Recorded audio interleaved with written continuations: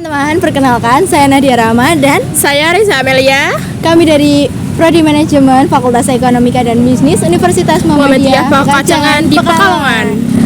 Kali ini kita akan melakukan wawancara kepada pelaku UMKM di daerah Pekalongan, yaitu owner dari Doyan Dimsum yang bernama Mbak Rizky Amalia. Apa sih yang bakal kita tanya-tanya dari pelaku usaha UMKM Doyan Dimsum ini? Yuk kita ikuti wawancara kali ini. Jangan lupa ya, ditonton, di like, dan di subscribe. See you.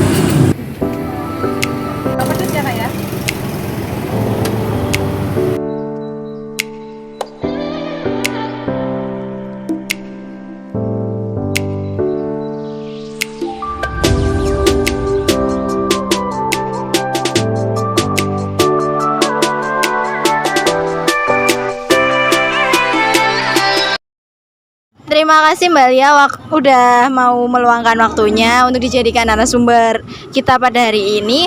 Oh ya, ini manggilnya Mbak Lia atau Mbak Rizky nih? Panggil aja Mbak Rizky apa? Oke Mbak, dari usia berapa ya Mbak Rizky ini merintis usaha dimsum ini? Kalau dimsum baru berjalan 2,5 tahun.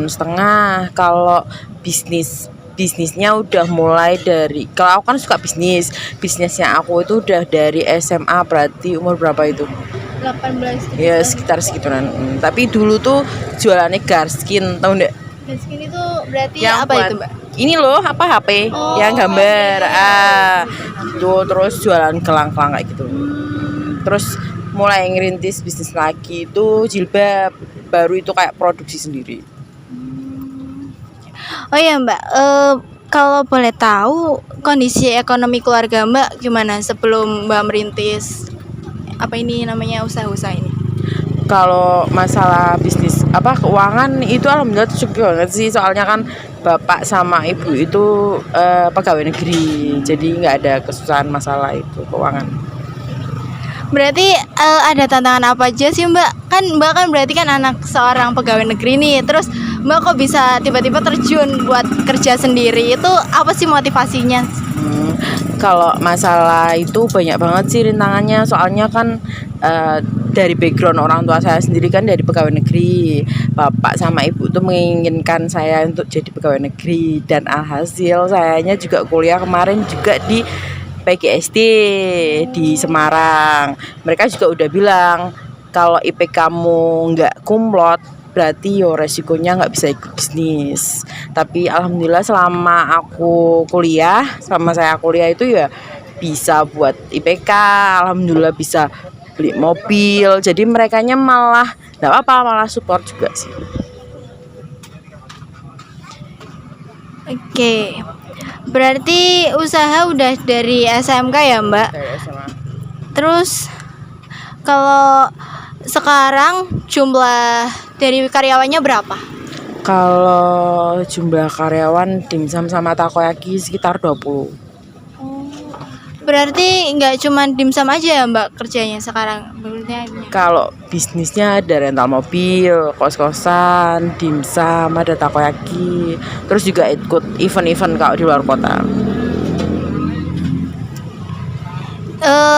Ini berarti udah berapa cabang ya Mbak?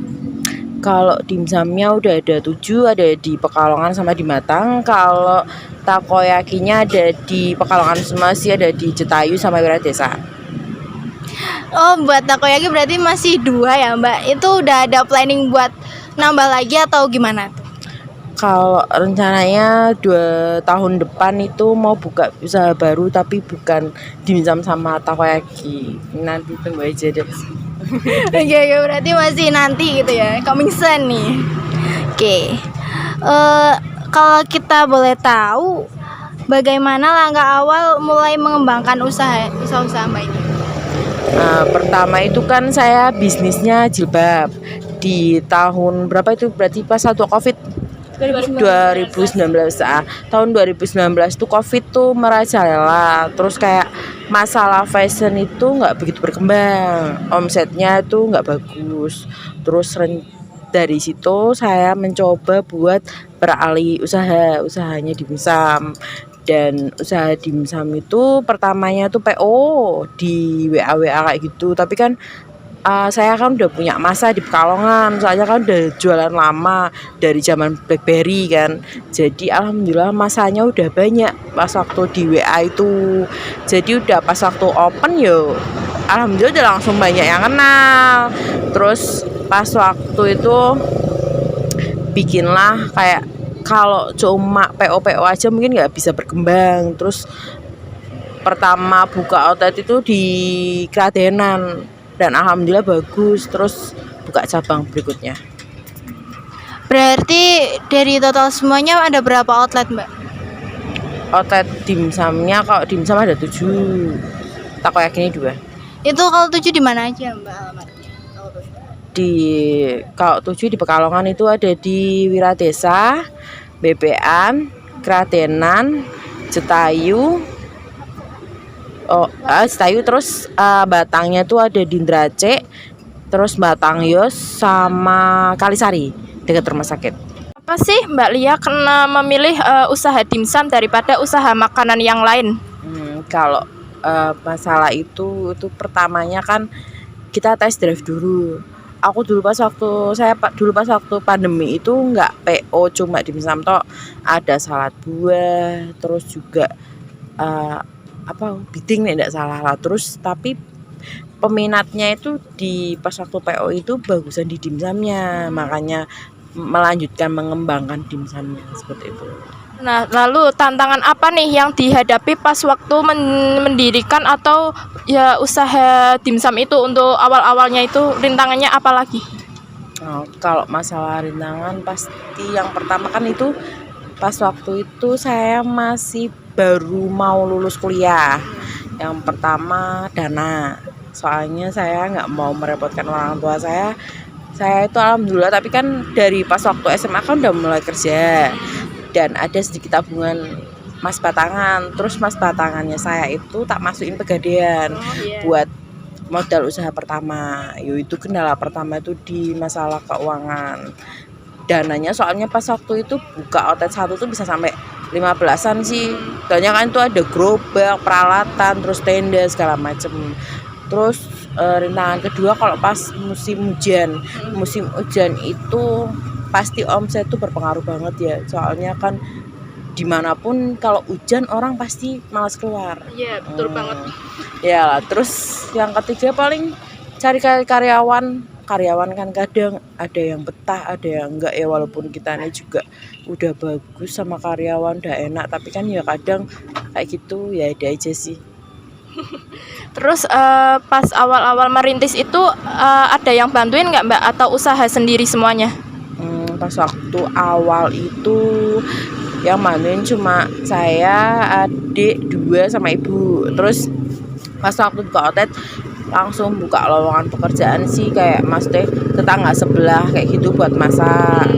Kalau masalah buka di lapangannya masih dipegang sendiri. Terus kalau pas waktu itu kan langsung buka 2 cabang di Wiradesa juga. Sebulan itu langsung kita buka cabang tuh 3 sama di BBN lah. Baru itu cari buat karyawan sama helper buat kukutan juga. Terus kemudian respon konsumen itu bagaimana? Langsung banyak atau sedikit-sedikit atau bagaimana? Kalau pas waktu itu alhamdulillah kan saya udah tahu strategi marketingnya mau dibawa kemana ya. Pasaran saya itu saya matok mau dikemanain. Contoh kalau dimsum kan itu dari yang usia anak muda, remaja, anak-anak juga pada suka. Kalau mak-mak mungkin sama bapak-bapak nggak begitu suka ya, kurang suka. Lah itu saya kan udah tahu strateginya, terus juga posisi tempatnya juga memilihnya alhamdulillah juga bagus. Yang patokannya di Pekalongan, emang tempat situ tuh emang udah bagus banget. Jadi ya alhamdulillah responnya udah langsung bagus sih. Kenapa Mbak Lia tidak memilih jenis wirausaha yang lain, tidak mempertimbangkan jenis wirausaha yang lain? Kalau itu kayaknya udah sih ya. Masih gimana ya? Saya juga fashion udah pernah. Terus di kuliner juga udah pernah. Jadi kayak apa ya? untuk saat ini emang kuliner tuh lebih bagus daripada fashion. Soalnya kuliner itu tidak ada matinya ya, kuliner sama fashion itu. Makan ibaratnya orang butuh makan sih. Iya, tiap hari jajan. butuh makan, butuh jajan. Terus langkah abis ini nih, pengen mendirikan usaha apa lagi? Rencananya sih di tahun depan mau buka usaha kuliner lagi, tapi ya jalan dulu aja deh. Lalu gimana Mbak Lia menghadapi omset yang setiap harinya atau setiap bulannya itu yang nggak menentu misalnya? Kalau itu sih kita udah pertimbangkan ya. Jadi kan kadang itu di hari Senin, Selasa, Rabu itu nggak begitu bisa dijagakan. Tapi di hari Kamis, Jumat, Sabtu, Minggu itu pasti bisa dijagakan banget. Jadi bisa menutupi kekurangan-kekurangan yang kemarin-kemarin. Pernah nggak mengalami ketidakpastian keuangan? Kalau itu setiap orang kayaknya pernah sih ya. Tapi kan tergantung kitanya aja bisa mengelolanya apa enggak. Terus kalau pernah mengalami langkah-langkahnya apa buat mencegah terulangnya kembali? Ya yang pasti harus ada modal, itu jangan dicampur sama buat kebutuhan pribadi. Kadang kan orang kebutuhan pribadinya dicampur, kayak semuanya buat makan, modal segala macam itu masih dicampur. Kalau saya pribadi masalah keuangan udah saya bisa kita sendiri sih. Kenapa sih Mbak Lia memilih menjadi wirausahawan daripada menjadi pegawai kantor ataupun instansi yang dapat pendapatannya sudah pasti per bulan gitu? Ya itu saya juga kepengennya ya, karena saya juga guru ya, pengen juga jadi pegawai negeri, tapi di sisi lain juga suka banget sama yang namanya bisnis, jadi bingung. Tapi ya dua-duanya juga bagus sih, nggak ada yang salah. Ya, soalnya itu kan pilihan masing-masing pribadi ya. Terus apa sih tanggung jawab Mbak Lia sebagai owner dari dimsum ini? Ya yang pasti selalu menjaga kualitas aja sih. Lalu bagaimana menjaga kepercayaan konsumen? Nah dari kita menjaga kualitas, otomatis konsumen itu nggak bakalan kabur. Berarti bisa ya menyaingi pendatang-pendatang baru yang sama usahanya. Alhamdulillah bisa sih, insya Allah. Peran dari anggota keluarga ada nggak yang kayak pas awal ngerintis itu kayak meremehkan gitu atau ya nggak percaya gitu? Nah itu orang tua saya sih yang pasti, soalnya mereka kan backgroundnya bener-bener kayak nggak ada yang wirausaha, jadi itu ya mereka pinginnya anaknya jadi kayak mereka, jadi PNS semua kayak gitu. Berarti awal mulanya itu tidak diterima dengan baik apa bagaimana? Ya itu awal mulanya tidak diterima dengan baik. Kalau dari temen ada nggak yang kayak ngeremehin gitu? Kamu kan kuliah ngapain gitu? Kalau teman malah alhamdulillah pada ini sih support semua, soalnya mereka juga udah tahu kalau saya itu suka sama bisnis. Terus gimana sih dapetin modal buat bangun usaha ini semua? Dari cabang satu ke cabang yang lainnya gitu. Kalau modal pertama itu ya itu tadi yang saya tak jelaskan. Batangan itu ya. Batangan itu saya masukkan ke Pegadaian. Terus modal pertama kan buat satu outlet. Terus modal berikutnya dari modal outlet itu yang pertama. Terus ya berkembang kayak gitu. Pernah nggak mengalami kendala dalam mencari atau menentukan supplier gitu? Kalau supplier pertama ya pasti kita kayak semuanya suki-suki atau tepung segala macem, itu ya pertamanya kita yang pasti keliling dulu sih Pekalongan kayak gitu, yang murah yang mana kayak gitu, terus kita bandingkan dengan supplier toko satu sama toko yang lain kayak gitu, dibandingkan. Kalau sekarang malah mereka udah kayak oh ya ini membutuhkan ini, toko ini malah kayak Mbak ambil di sini aja nggak apa-apa, malah mereka sekarang udah menawarkan kayak gitu, malah ada yang diantar sampai ke outlet juga. Enggak nih pesan-pesan buat Mbak Lia untuk mereka-mereka ataupun remaja-remaja yang mau mendirikan usaha ya kecil-kecilan ataupun bagaimana, ada nggak pesan-pesan sama buat kunci-kunci buat suksesnya nanti? Nah yang pertama berhenti, jangan putus asa sih Kak ya. Terus yang kedua, contoh kalau semuanya ada sistem COD, kalau kalian ada yang cancel itu ya nggak apa-apa, itu bukan rezeki kalian berarti, kayak gitu aja sih. Terus udah sih paling itu aja. Udah, makasih ya Mbak Lia atas waktunya. Mohon maaf sudah menyita waktu untuk istirahatnya. Iya, terima kasih juga sudah mampir ke sini. Semoga sukses selalu ya buat usahanya, nambah usaha terus. Ya, terima kasih. Kak.